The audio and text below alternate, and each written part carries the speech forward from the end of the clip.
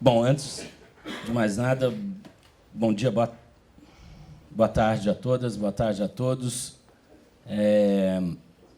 Queria imensamente agradecer ao professor Tércio, a Sônia, que deve estar por aqui, a família de vocês está coordenando, controlando tudo que está acontecendo aqui, para que tudo aconteça como está sendo, incrivelmente bem organizado. Queria agradecer imensamente o convite do senhor, o convite da Sônia, a calorosa recepção da sua família, a todas e a todos nós. Queria agradecer muito o professor Joaquim Falcão, Vivi, pela sugestão do nome.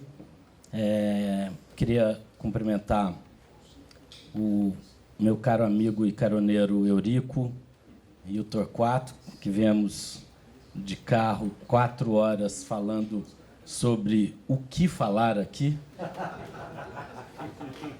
E isso não deu certo.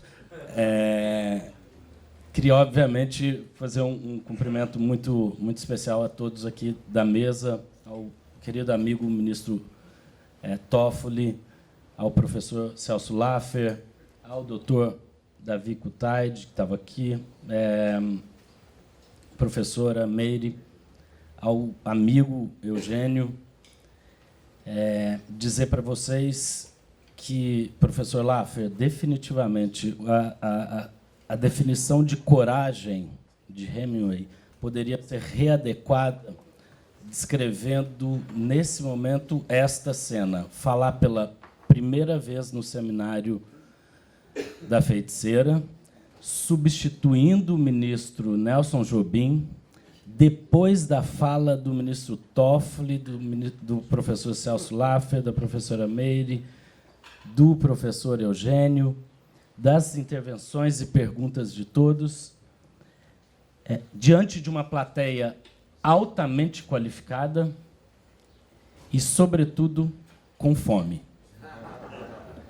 Definitivamente, estar aqui é um ato de coragem e irresponsabilidade. O alento é ser apresentado pelo senhor. E aqui só faço um adendo à apresentação. Meu nome é Beto Vasconcelos. Então, o professor corretamente disse meu nome. Não é Adalberto, Alberto, Humberto, Carlos Alberto, Gilberto. É Beto Vasconcelos mesmo. Esse foi o registro que meu pai e minha mãe me deram há 42 anos atrás, numa justa, incrível e difícil homenagem que carrego a quem lutou durante alguns anos, poucos anos de vida essa retirada, mas numa luta pela democracia. Então, carrego com muito orgulho esse nome. Vou tentar ser muito breve em homenagem a todos vocês. E, sobretudo, porque depois das falas aqui, é muito difícil tentar colocar algo novo, sinceramente. E vai ser uma árdua tarefa daqueles que falarão à tarde, viu, Andréia? Mas, pelo menos, terão o benefício da reflexão durante o almoço.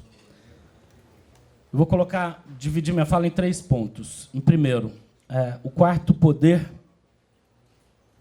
professor, no Brasil de hoje, talvez infelizmente e de forma atrasada, é o controle, Maria Paula. Definitivamente, seja em razão dos 500 anos de patrimonialismo, personalismo, seja em razão das décadas de ditadura e repressão que culminaram com uma Constituição cidadã na tentativa de construir controles, freios e contrapesos, seja em razão de uma adesão a um regime internacional de proibição vindo das convenções internacionais nos organismos multilaterais, como a Convenção de Mérida, a Convenção de Palermo, quaisquer que sejam as razões que nos levaram a isso, nos construíram e nos entregaram um quarto poder chamado controle. Razões efetivas para que isso acontecesse, não só as que eu acabei de descrever, outras tantas existem, mas é um fato. Ao longo das últimas décadas, sobretudo após a democratização, nós tivemos 3 movimentos relevantes, mas no sentido da construção desse quarto poder de controle. A estruturação institucional, nesse sentido, basta lembrar e basta ver as instituições criadas e remodeladas ao longo dessas décadas. Instituições essas como o Ministério Público, que o ministro Toffoli mencionou, a Polícia Federal, o Departamento de Polícia Federal, a Controladoria Geral da União ou Controladorias Gerais Estaduais Municipais, os controles internos criados, a nova Receita Federal, somando previdenciária e a antiga Receita Federal, o COAF, Unidade de Inteligência Financeira, criada em 98, o Departamento de Recuperação de Ativos e Cooperação Jurídica Internacional. Para quem eu estiver falando um pouco de grego, são todas instituições federais. Um dado interessante, um dado interessante, e não é um dado oficial, não é uma estatística oficial, mas que uma pessoa que acompanha isso que você está abordando, o crescimento do controle, fez uma seguinte análise. No âmbito federal, para cada um servidor que ordena despesa, tem 4 servidores para controlar a despesa. E o ministro tem razão. Nós seguimos na construção de modelos de controle, garantindo novas estruturas. Seja um exemplo desse, o Departamento de Recuperação de Ativos é um novo órgão, ou reestruturando antigas. O CAD, um Sistema de Defesa da Concorrência, tinha um desenho, ganhou outro desenho. A Controladoria Geral da União tinha um desenho menor, ganhou um outro tamanho. A Receita Federal, a Polícia Federal, o Ministério Público Federal e daí por diante. Esse é um primeiro movimento relevante nas últimas décadas. O segundo movimento relevante das últimas décadas é o de expansão legislativa. E parece assim um pouco retórico isso, mas não é. É absolutamente concreto. Se nós pegarmos as últimas 2 décadas, nós vamos ter exemplos claríssimos de mudanças legislativas profundas. Nós temos desde a lei de lavagem de dinheiro em 98 até a lei de responsabilidade fiscal em 2001, que é uma lei de transparência e responsabilização do gestor pelo gasto público. A 98, a lei de lavagem de dinheiro, que o presidente Fernando Henrique promulga, incorporando orientações de convenções internacionais para dentro do ordenamento jurídico. Você tem a lei de acesso à informação, você tem a lei de conflito de interesse, aí já no século XXI, você tem a lei anticorrupção, você tem a lei de combate ao crime organizado, você tem a lei das estatais, você tem a lei de leniência do CAD, você tem a lei de leniência do Banco Central, a lei de leniência da Comissão de Valores Imobiliários, da CVM, e você tem outras normas criadas em decorrência desse ordenamento jurídico que é expansivo. E ele é expansivo porque ele não é cosmético, ela não é uma mudança na borda do desenho normativo brasileiro. É na espinha dorsal. Ela muda a relação de poder, Estado, sociedade, porque ela substitui alguns modelos de repressão por modelos, inclusive, de repressão mais fortes e de composição, cuja associação com controles deficitários recíprocos gera uma ampliação de poder do Estado sobre os indivíduos.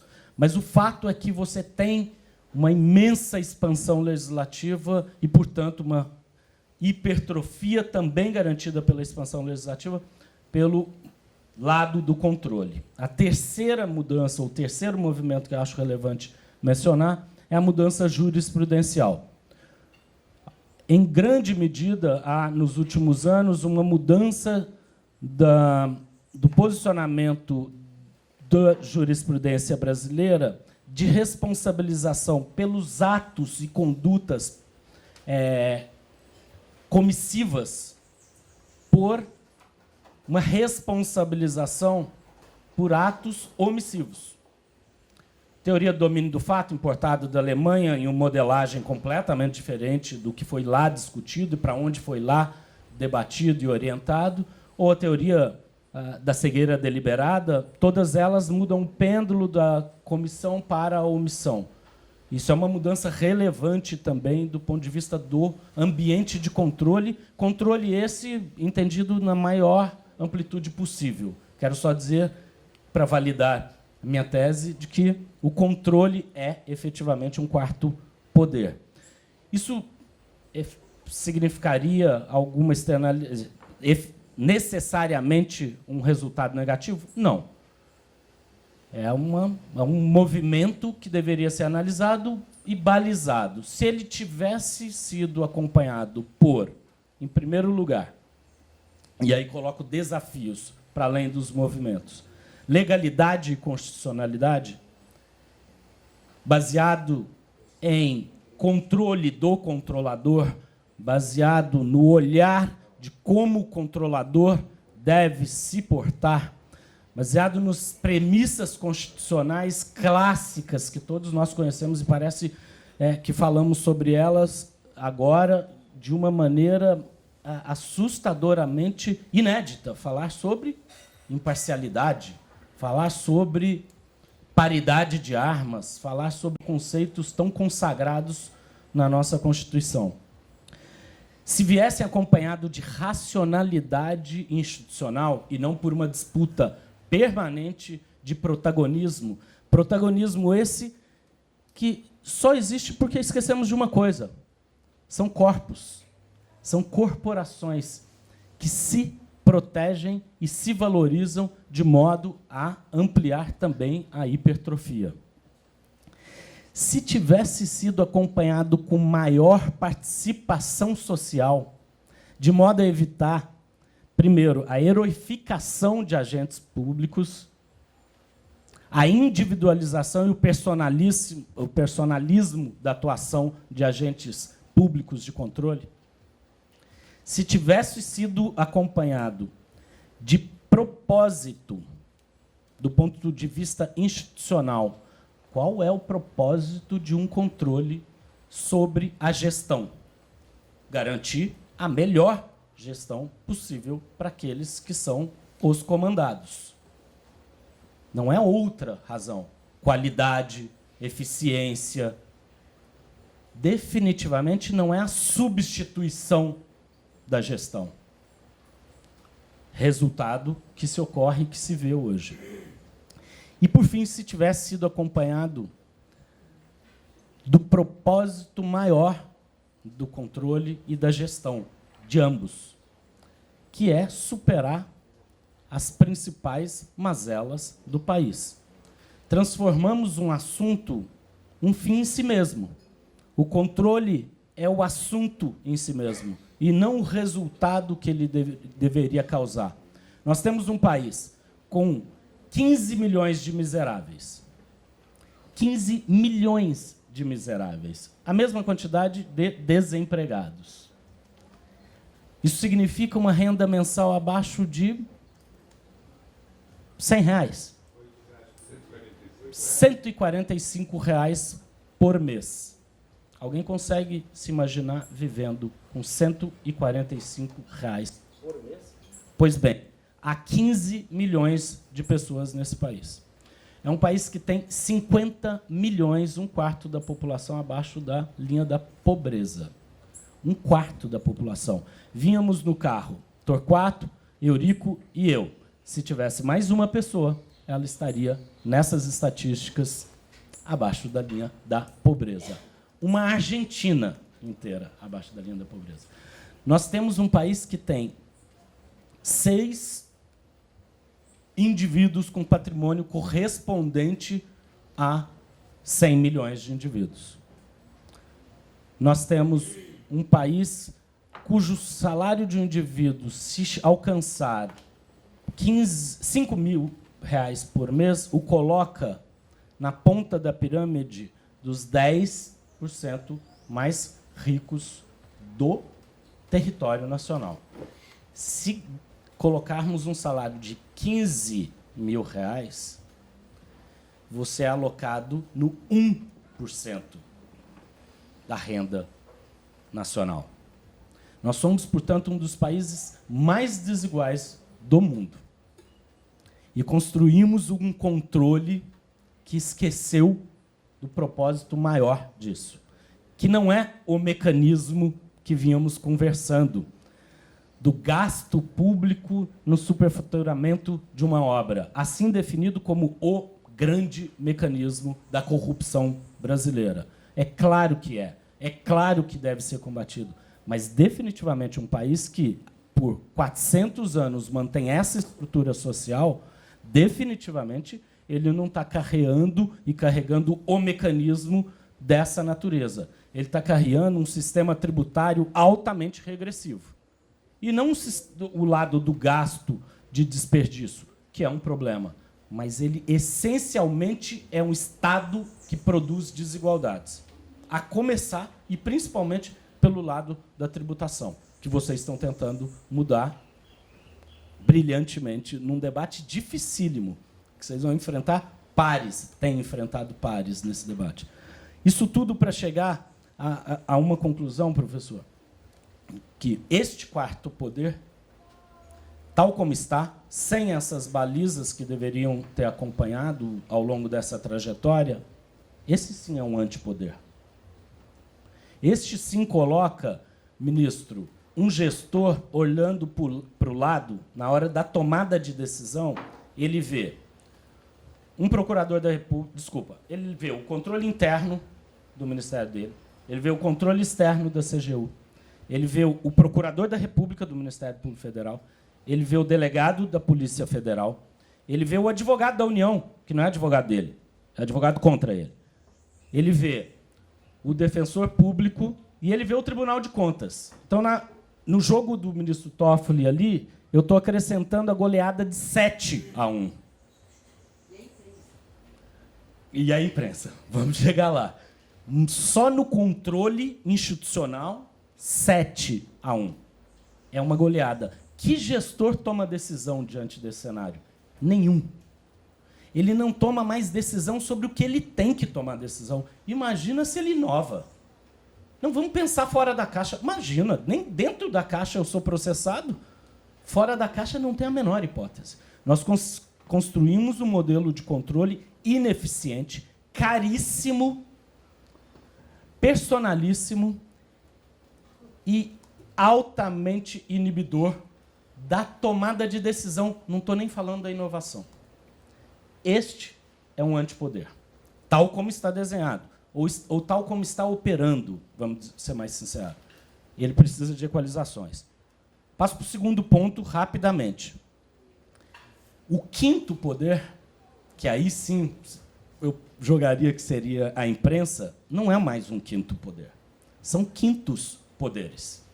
A imprensa, tal como ela era, nos veículos tradicionais que ela utilizava para se comunicar, ou para que fluir comunicação e informação, já não funciona mais assim. Há um momento disruptivo, profundamente disruptivo, no mundo e no país. E essa disrupção, ela vem de diversas maneiras. Primeiro, na forma. A comunicação, a imprensa tradicional é de um para vários. A comunicação atual, moderna, é de vários para vários. É um modelo de rede. É uma forma completamente diferente de se estabelecer o fluxo da informação. Ela tem uma segunda característica importante, velocidade. Que o Ricardo, acho que com um sotaque que me também garantiu algum tipo de acalanto aqui, que é um sotaque mineiro, disse sobre a aceleração do mundo. É uma outra lógica a aceleração do mundo. A notícia precisa ser veiculada rapidamente, o ministro Toffoli e o professor Tércio também mencionou. A terceira é a ausência completa de accountability. Não existe prestação de contas, ou não existe accountability, não existe responsabilização, porque é um modelo de rede, baseado muitas vezes em anonimato, inclusive.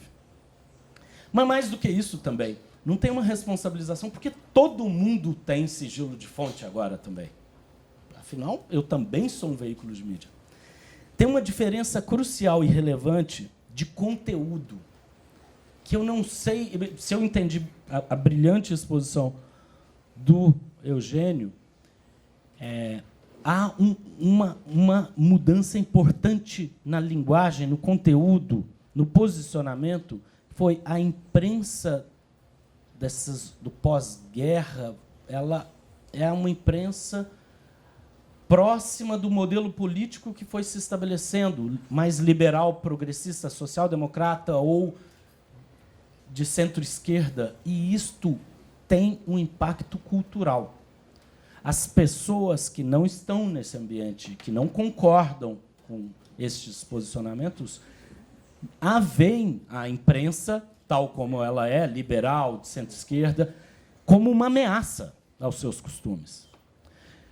E isso é muito interessante, porque é legítimo. O sentimento conservador existe em qualquer sociedade e ele estava, de certa maneira, encolhido e, no entendimento dele, sem vazão na imprensa ou sem vazão de comunicação. Não é por outro motivo que agora a gente vê o resultado de alguns canais que parecem uma surpresa para nós. Né? Mídia sem máscara. Olavo de Carvalho. Parece uma grande surpresa, né? De repente surgiram do nada. Não. Eles vêm falando com um público conservador há anos. Terça Livre, há anos. E eles estão numa posição completamente diferente de nós, e eles falam para pessoas completamente diferentes de nós. Como não viam fluidez da informação que eles queriam, criaram seus próprios canais. Há, portanto, um novo desafio de conteúdo também. Falar para todos eles. Eles existem. Eles têm convicções. Eles acreditam nas convicções religiosas ou convicções culturais estabelecidas nas suas comunidades. E é essa guerra cultural que está em jogo, inclusive pelo sucessor do ministro Celso Laffer, que faz essa guerra antiglobalizante, anti-imprensa, porque elas se conectam como uma ameaça àquele mundo hiperconservador, com aqueles dogmas, com aquela narrativa própria. E, por fim, eles têm um propósito, aí sim, e já entrando para o final. E o ministro Toffoli tem toda a razão. Tem um propósito na forma de desconstruir todas essas instituições da nova ordem mundial que os ameaça. É o propósito de desconstrução. E aí a desinformação ou a falsa informação são métodos relevantes da desconstrução. Este é o propósito final. O último elemento que eu gostaria de colocar tem um outro ponto. Falei sobre o quarto, falei sobre o quinto, ou os quintos poderes, e tem o poder. Que aí o Eugênio brilhantemente colocou aqui, que é o poder da detenção dos dados pessoais. E ele não é pequeno, e ele definitivamente talvez seja um dos maiores desafios do planeta Terra hoje. Porque eu só comecei pelo quarto poder, que é o controle, porque a gente costuma discutir uns 50 anos depois do que a fronteira do debate sobre civilização e democracia está ocorrendo no mundo. Mas eu tinha que passar por ele também para chegar no maior desafio, que é o que o Eugênio está colocando, que é o poder da detenção de dados pessoais. E aí, para fechar, Eugênio, está absolutamente atrelada à sua fala, não é uma ameaça somente da democracia, eu gostaria de complementar. É a ameaça da liberdade ou das liberdades na sua essência. Porque foi o Davi Kuttaid que falou aqui que... O Raul que disse aqui que a detenção do poder, a detenção dos dados te orienta a uma tomada de decisão. Na verdade, nós não estamos mais falando sobre privacidade exclusivamente. O debate sobre privacidade é um debate relevante, Raul, Mas o debate sobre autodeterminação, sobre escolha, sobre liberdade, que é o que imagino que você estava provocando, é definitivamente a fronteira da preocupação nos países ocidentais, e tenho certeza que virá a ser, em algum momento, pauta prioritária, como o Eugênio provocou aqui. A democracia é uma parcela, é uma parte desse processo, porque é a liberdade da escolha daqueles que vão te governar, daqueles que vão te representar. Mas todas as demais liberdades de escolha sobre todos os aspectos da sua vida estão hoje submetidos àqueles que detêm informação e dados pessoais. Na economia, sobretudo. A sua liberdade de escolha, a sua liberdade de compra, a sua liberdade de opção, a sua liberdade de informação. E a igualdade, da mesma maneira, está sob ameaça. Sob domínio de algoritmos, sob domínio de informações processadas em grande volume, se tem também o domínio de definição de critérios para oferecimento de um serviço público, para oferecimento de um bem. E ele pode virar a ser, nas mãos de modelos de incentivo econômico capitalistas, virão a ser desconstrutivos na possibilidade de escolhas individuais e de acesso.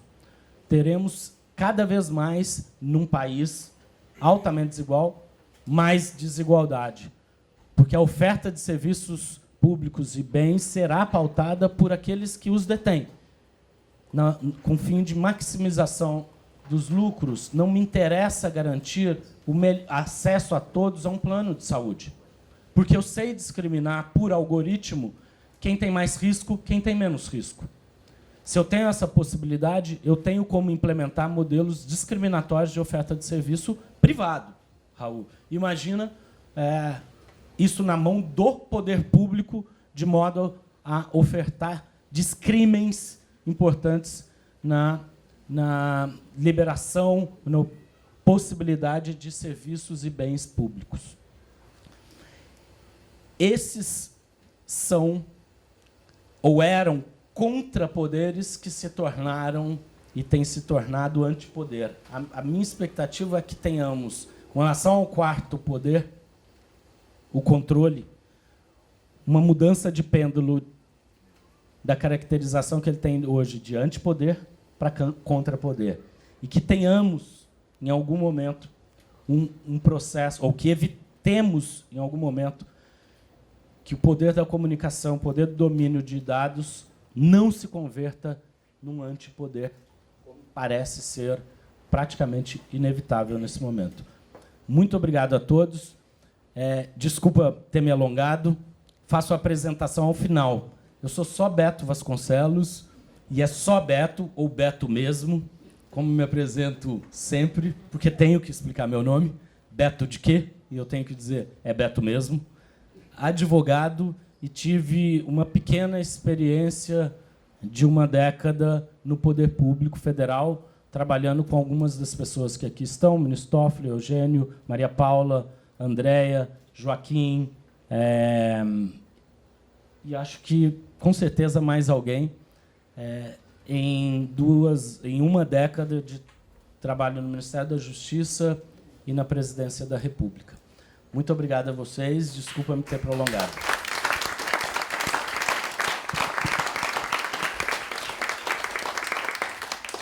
Muito obrigado, Beto. Diga, Eurico.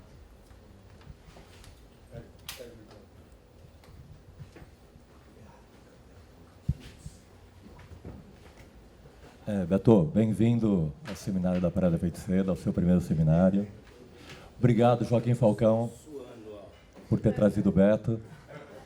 E, Eugênio, você foi arrebatador, mas você foi incrível, viu, Beto? E nós viemos já... Cadê o Torquato? Vim com o Torquato já conversando com o Beto. Já esperava por isso. Beto, parabéns, incrível. Beto, a gente veio conversando também no carro e faz essa relação desse quinto poder, que você está construindo aí, influenciando dentro da política. Responde na medida do que você achar relevante. Na reconstrução e na desconstrução desse conceito de direita, esquerda e liberalismo.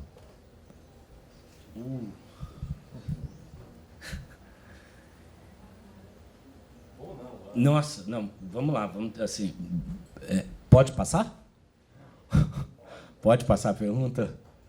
Não, eu vou tentar arriscar da seguinte maneira. É uma pergunta bastante difícil, eu não sou especialista, como eu disse, minha história é bem pequenininha, eu sou um palpiteiro, como disse no carro para vocês, e não um acadêmico, nem um analista, nem um estudioso, só palpiteiro.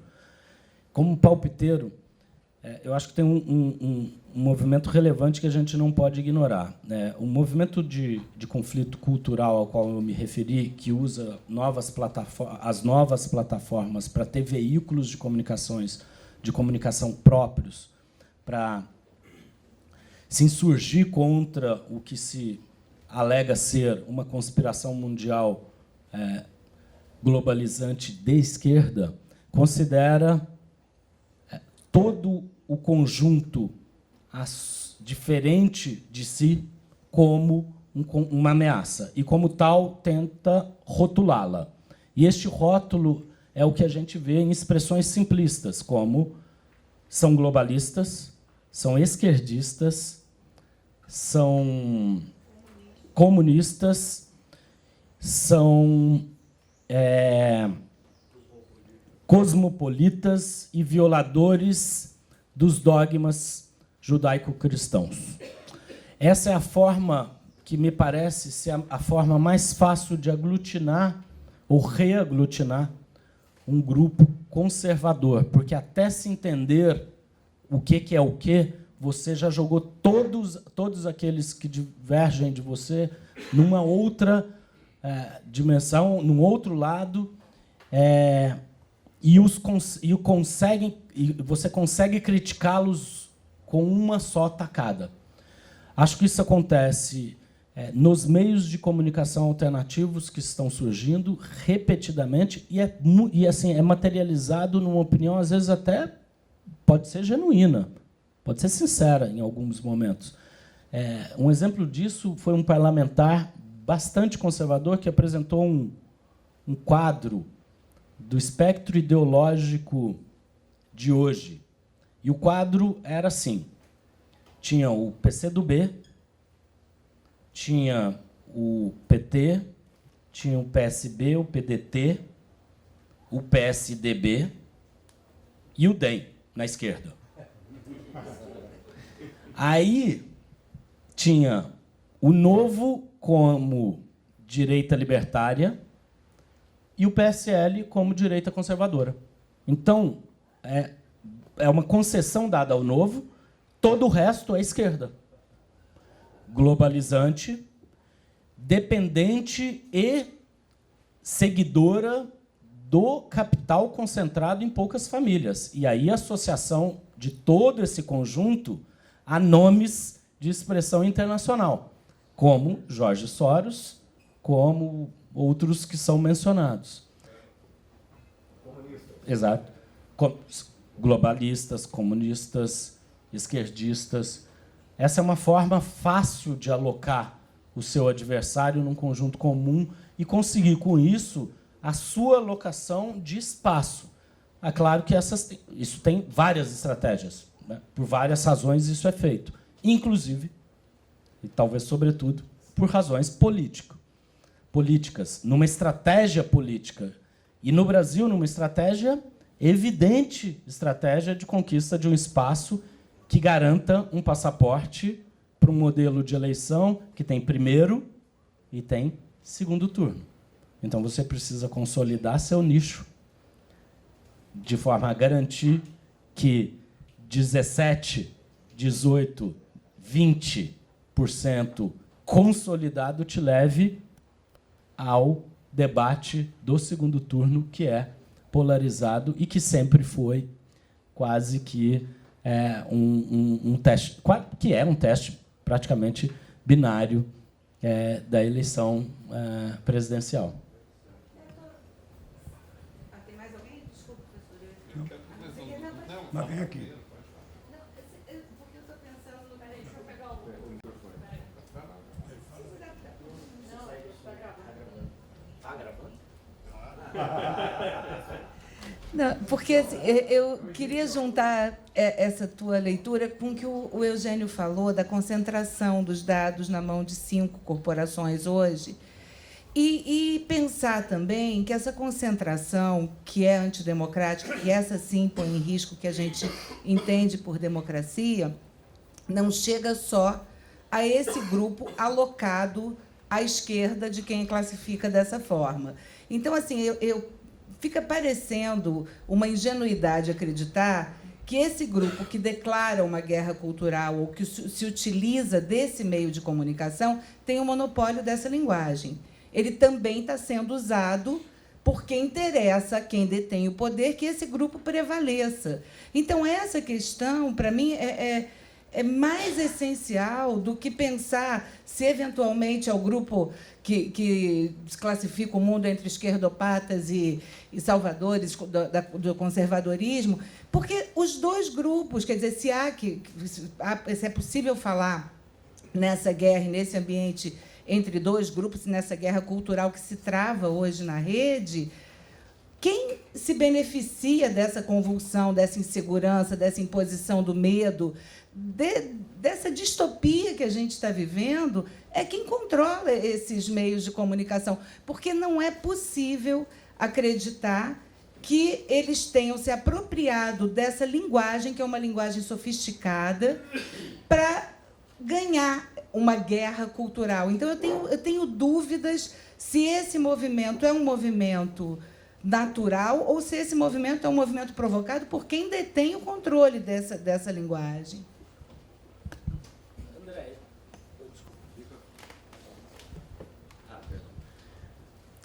Eu também tenho dúvidas, mas talvez eu tenha a dúvida invertida sua. Porque, assim, eu acho que eles foram mais rápidos.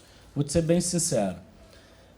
Eu não tenderia a acreditar que as corporações que detêm essa plataforma, as plataformas onde são colhidos os maiores volumes de dados pessoais do mundo, tenham um posicionamento nessa guerra cultural, ou tiveram um posicionamento nessa guerra cultural. Eu vou lembrar, assim, não dá para ignorar que, ainda que em outra medida, e certamente em outra medida, mas o Obama, na eleição que ele foi vencedor, ele desenvolveu uma maneira de comunicação baseado nessas plataformas. Ele segmentou, ele direcionou, segmentou.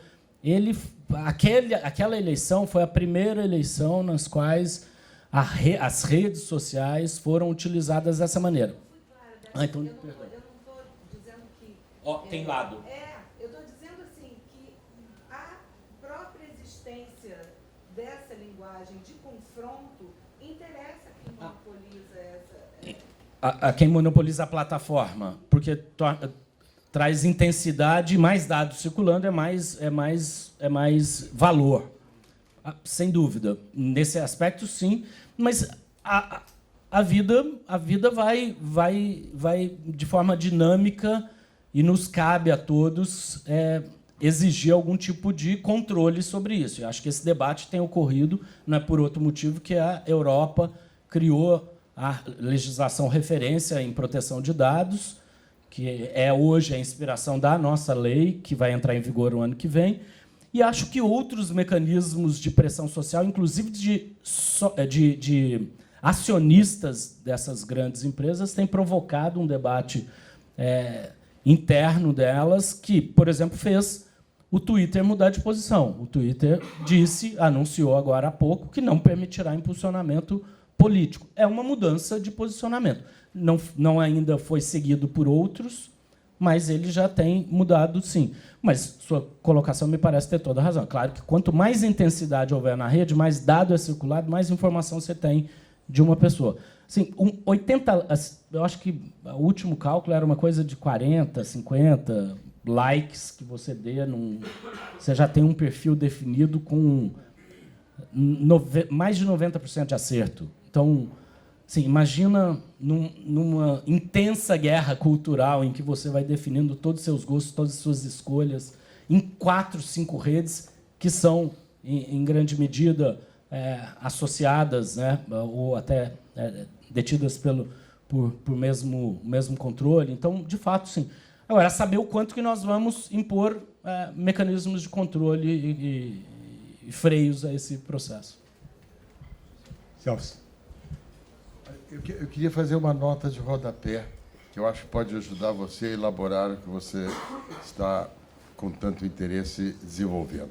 Se você pegar o livro do Fábio Comparato, O Poder de Controle na Sociedade Anônima, ele faz uma distinção entre o controle no sentido fraco e o controle no sentido forte. Não, o controle no sentido fraco é o componente de fiscalização. O controle no sentido forte é o de domínio. Naturalmente, há uma zona cinzenta entre as coisas que se juntam. Não. Vou dar um exemplo que você não deu, o TAC. O ajustamento de conduta é fruto de uma negociação. Essa negociação atende a uma preocupação com fiscalização ou atende a uma preocupação, como você colocou, de substituir o gestor pelo controlador? Eu acho que por aí você pode agregar mais coisas à sua reflexão.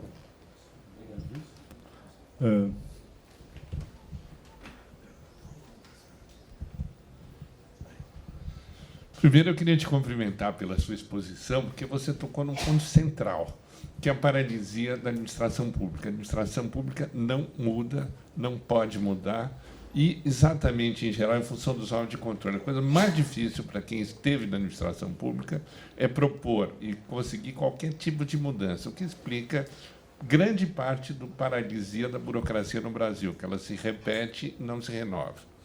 A pergunta que eu queria fazer era sobre a Guerra nas Estrelas. Você falou e tocou num ponto central, que são os poderes de controle.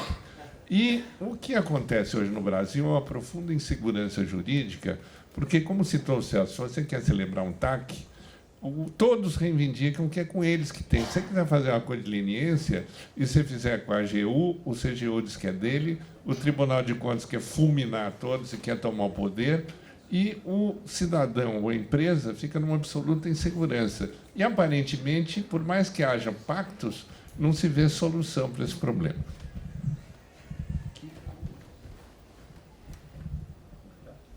Rapidamente. Antes de mais nada, obrigado, viu, professor? E depois eu quero lhe perguntar algumas outras coisas, se tiver a oportunidade. Mas sim, Jair, o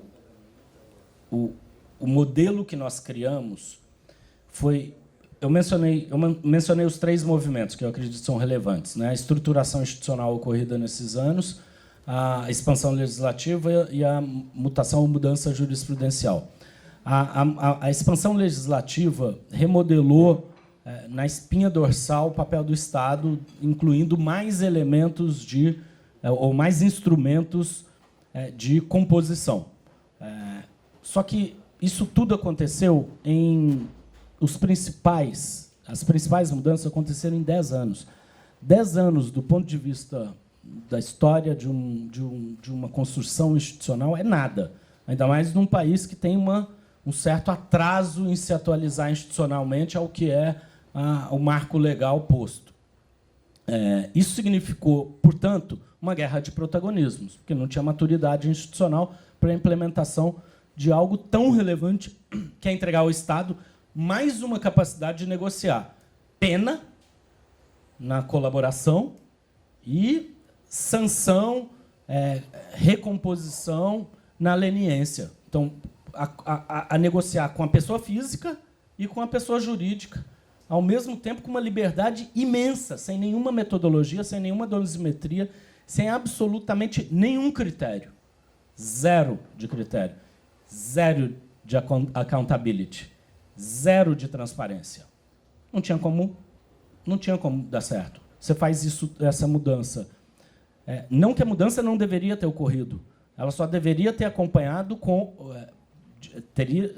deveria ter sido acompanhada por legalidade e constitucionalidade, deveria ter sido acompanhada com capacitação ou capacidade e maturidade institucional, com metodologia e dosimetria, deveria ter sido acompanhada com controle, do controle. Isso sim daria a esse novo modelo vamos dizer assim, de controle, eficiência. Não tendo havido, só geramos uma hipertrofia, uma paralisação completa das canetas, que é o apagão das canetas, na tomada de decisão e na inovação dentro do ambiente público. As pessoas não tomam decisão. Eu estou dizendo de quem foi gestor público e conversa com gestores públicos ainda, servidores, que sequer aceitam cargo de comissão hoje. Não aceitam cargo de confiança, que aumentaria o salário deles. Não aceitam. Não quero cargo de direção, porque eu não quero tomar decisão. Me deixe aqui, onde eu só faço o meu parecer opinativo não vinculante e passo para frente. Não tomo decisão, inovação de jeito nenhum. Eu queria só aproveitar para fazer algumas considerações, porque os debates foram muito interessantes aqui, principalmente o que o Eugênio trouxe com uma provocação muito forte, né? Porque discutir o chamado quarto poder e a democracia a partir da concentração de poder. Onde é que está a concentração de poder? É ali que a gente vai identificar o poder atual a ser discutido, né? E aí nós temos 3 núcleos de concentração de poder, né? Concentração do poder político, a concentração do poder econômico e a concentração do poder informacional, né? Que é trabalhado, do ponto de vista de um ideal democrático, a partir do empoderamento dos indivíduos em cada uma dessas esferas. Então, eu tenho o cidadão a se opor ao poder político, eu tenho o consumidor diante do poder econômico e tenho, pelo menos na mídia tradicional, o espectador ou o leitor diante do poder informacional. E o direito entra nessas esferas para criar as condições para, pelo menos, reconstruir esse ideal democrático, né? Então, dentro da esfera do poder político, os meios tradicionais do direito moderno, a garantia de direitos fundamentais, a separação de poderes e a participação política, né? No âmbito do poder econômico, a regulação do poder de mercado, ou o direito de defesa e organização, limitação do poder econômico por meio do direito da concorrência e o direito de proteção ao consumidor. Então, eu tenho essas formas de lidar com a concentração do poder econômico. E, do outro lado, no âmbito da esfera do poder informacional tradicional, da mídia tradicional, toda a regulação da imprensa e da forma de verificação da informação, de tal forma que você haja um ambiente neutro, imparcial e de discussão livre de opiniões. Acho que o grande problema que aparece, em todos esses casos, você tem a organização da concentração do poder e a forma de reação e participação individual num ambiente de organizações, a sociedade de organizações, onde a concentração do poder é visível, né? E onde o direito entra com uma regulação mais clara, né? Para atribuir os responsáveis, ou de que forma lidar e separar esses poderes, né? Agora, isso muda completamente quando a gente passa para a sociedade de redes, né? Toda a construção do direito na ideia da oposição entre Estado e sociedade, Estado e indivíduo, está dentro dessa ideia de organização que eu possa garantir direitos individuais, garantir mecanismos de reação. Quando eu passo para a sociedade de redes, o poder informacional muda.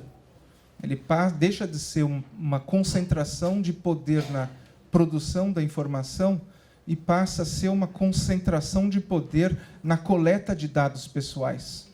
E é essa coleta de dados pessoais que permite não só você identificar vulnerabilidades para a persuasão política, mas também direcionar de forma eficiente a informação, por meio do uso dos algoritmos, né?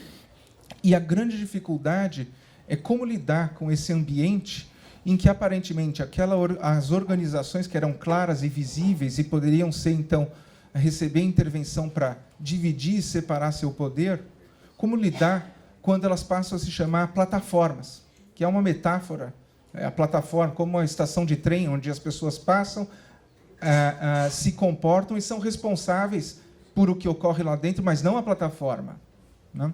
Então, essa é uma metáfora interessante que exime responsabilidade. A situação que a gente tem quando no ambiente digital, na sociedade de redes, é a dificuldade de lidar com duas coisas, dois conceitos. O que são esses agentes?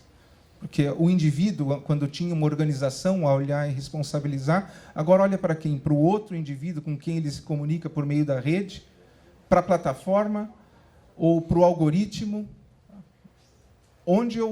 Como é que eu lido com isso? Onde é que eu entro para criar aquele ideal democrático de poder empoderar o indivíduo dentro dessa esfera que é tão dispersa e fragmentada, né? E tem duas dificuldades também importantes. Claro, qual o mecanismo? O direito de proteção de dados pessoais, que busca, então, criar nessa nova esfera de informação ou de poder informacional, que é o poder de concentração de dados, o chamado titular do dado ou sujeito do dado. Então, sai o espectador e entra o sujeito do dado ou o titular do dado. A grande dificuldade é como é que eu combino o poder político, poder econômico e poder informacional nessa nova figura. Porque o que acontece é o seguinte: o titular do dado, protegido pela lei de proteção de dados, tem que enfrentar um poder econômico concentrado, como o Eugênio colocou, que tem suas políticas de privacidade ou de tratamento de dados pessoais, as quais o consumidor agora, o sujeito do dado, mas agora consumidor na esfera do poder econômico, tem poucas alternativas a não ser aceitar aquela política em função da concentração de poder econômico. Então, a grande dificuldade é como é que eu lido com o titular do dado como um consumidor que não tem poder. E outra grande dificuldade é como é que eu conceituo esse ativo, o dado. Você falou da metáfora em que o dado é o petróleo, né? Também há uma outra metáfora nesse espaço, no sentido de que o dado é currency, é moeda. É como se o consumidor vendesse seus dados na medida em que ele aceita um determinado serviço, né? Agora, essas metáforas não funcionam bem. E o direito concorrencial econômico, o direito concorrencial na era digital, tem muita dificuldade de lidar e conceituar e controlar o poder econômico, porque esse conceito dado não é bem trabalhado, ele não é bem compreendido. Ele é compreendido ainda de forma metafórica. Ou é petróleo, portanto, um insumo ativo, só que, diferentemente do ativo tradicional, na indústria tradicional, esse ativo é produzido pelo usuário, o que inverte totalmente a relação. Ou, então, eu tento aplicar as regras de direito concorrencial pensando o dado como moeda. Só que moeda tem um valor nominal uniforme. O valor de dado pessoal varia para cada um. Isso muda completamente a análise. Então, ainda não está bem solucionado. Recentemente, tem produzido documentos em organismos internacionais sobre como lidar com a concorrência, o poder econômico na era digital. E ainda não se sabe lidar com isso, ainda se lida de forma metafórica. Ou o dado é petróleo, ou o dado é valor. E o que acontece é que, na verdade, não existem instrumentos jurídicos, tanto de responsabilização civil ou responsabilização em função daquilo que ocorre na plataforma, porque essa é a metáfora, e, por outro lado, eu não consigo controlar o poder de concentração de dados. O que é isso? O direito ainda não sabe lidar com o que é o poder de concentração de dados, que é o novo significado do poder informacional hoje. E aí, agora, a gente está tentando usar um outro termo, é o quinto poder. Talvez não seja o quinto poder, talvez esse passe a ser o poder, como na profecia de Orwell. Só acrescentando a essa exposição, acho que excelente, do Juliano, e trazendo a questão para o nosso debate, aproveitando a pergunta já feita pela Andréa, enfim, e juntando as duas posições, um dado curioso aí dentro. Obviamente, a velha imprensa, a imprensa tradicional, incluindo aí televisão, rádio e tudo mais, se qualifica e aceita isso facilmente como veículo de comunicação. E uma coisa curiosa é que as plataformas se recusam a assumir essa posição. Elas dizem frequentemente: nós não somos veículos. Isso mexe um pouquinho com a diferença entre o papel de um e o papel do outro. Ok, o Twitter está começando a mudar, etc. Parece que nos leva a alguma coisa parecida como: ok, eu assumo que eu sou veículo. Mas a recusa é constante. E a gente nota isso em brigas enormes, por exemplo, na questão dos anúncios, não é, Tiago? As plataformas se recusam a dizer que eles são veículos para anunciantes.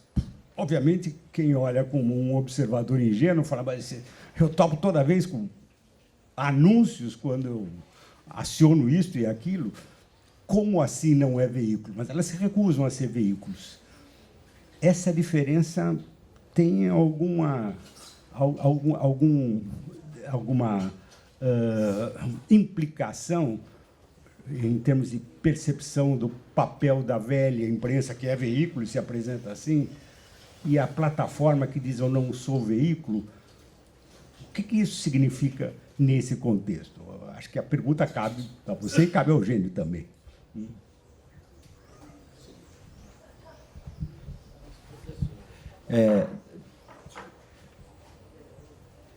Deixa eu propor a seguinte forma de pensar sobre isso.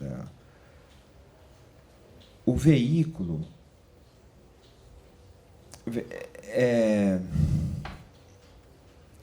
porque é uma coisa muito vasta, professor, e eu fico quase que paralisado diante do tamanho da questão.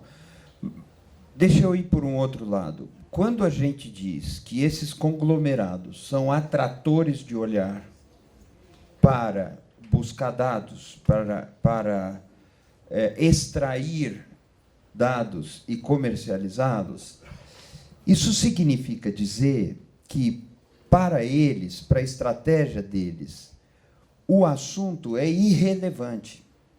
André perguntou sobre interesse numa polarização. É irrelevante. Se é um jogo de futebol, ou se é o debate pelo impeachment de alguém, ou se é a mobilização no Chile, isso é irrelevante. Porque isso faz com que afluam multidões para aquele sistema e elas, passando, deixam rastros que são valiosos e, com base nisso, eles constroem tudo o que o Beto falou e o que o Juliano falou. Portanto, isso não é imprensa. Isso é o primeiro ponto. Isso é um outro negócio, é uma outra coisa. Sobre o veículo, a estratégia desses conglomerados em não aceitarem a designação de veículo é uma estratégia jurídica para não caírem num determinado papel, numa determinada categoria, que acarreta outras obrigações. Eu adoro, às vezes eu sou convidado para ir a uma reunião no Facebook ou no Google, e eu adoro perguntar para os executivos: quanto vocês ganharam em publicidade no Brasil o ano passado? Eu pergunto sempre sobre o ano passado. E eles sempre eu estou dizendo umas 3, 4 vezes isso aconteceu. Eles sempre dizem: esse dado é sigiloso e a gente se reserva o direito de não divulgá-lo. O que significa isso? Isso significa que esse dado, esse número, esse faturamento, que já é muito alto no Brasil, já ultrapassa alguns dos principais veículos jornalísticos, é muito alto, um dado no exterior, é um dado que está na matriz. Os brasileiros não sabem, eles vendem anúncio vendem espaço publicitário, vendem os olhos dos brasileiros para esses e não divulgam esse dado. É uma forma desleal de se relacionar com uma sociedade e com o mercado. Eles, evidentemente, são veículo, têm responsabilidade por isso. Existe uma estratégia de mostrar que não, mas ela não se sustenta, porque eles cumprem a função e, com isso, fazem uma concorrência que eu reputo como desleal, mas isso é discutível, mas a mim parece uma concorrência desleal, assimétrica, com uma desproporção de poder até difícil de calcular, exercem essa concorrência desleal e escapam a qualquer possibilidade de exame, de medida e de estabelecimento de uma cobrança. Então, se trata de uma estratégia jurídica que eles adotam. Só um dado para completar o... Não precisa, só um dado... Só um dado rápido. Outro dia eu estava conversando, uns meses atrás, estava conversando com Francisco Mesquita, presidente do Estadão, e há um estudo já feito pelos órgãos de imprensa.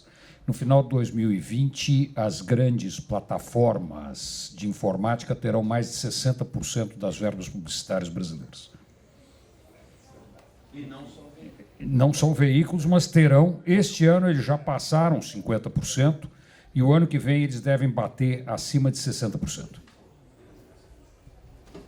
A metáfora da plataforma é interessante nesse sentido. Por que não sou veículo? Porque veículo já é enquadrado numa caixa pelo direito atual como um fornecedor de algo, um fornecedor de espaço publicitário.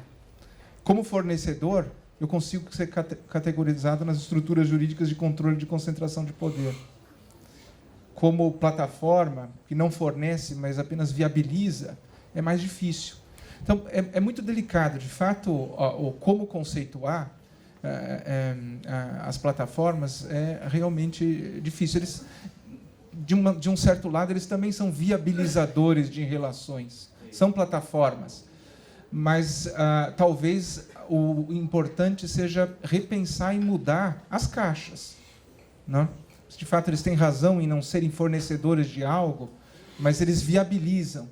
Então, o que significa viabilizar e como o direito vai lidar com isso? Talvez você tenha que mudar as ferramentas, né? Na verdade, professor, eu queria fazer o merchan da Andréia. Cadê a Andréia? Ó, esse livro aqui, Velhos São os Outros, está concorrendo ao prêmio Jabuti, Andréia Pachá. Lógico que sim, imagina, ela não vai contar, então conto eu aqui. Logo mais depois do almoço, vocês vão ouvi-la com o professor Joaquim, e aí os dois podem falar também sobre o livro que está concorrendo. Desculpa, mas não poderia fazer isso.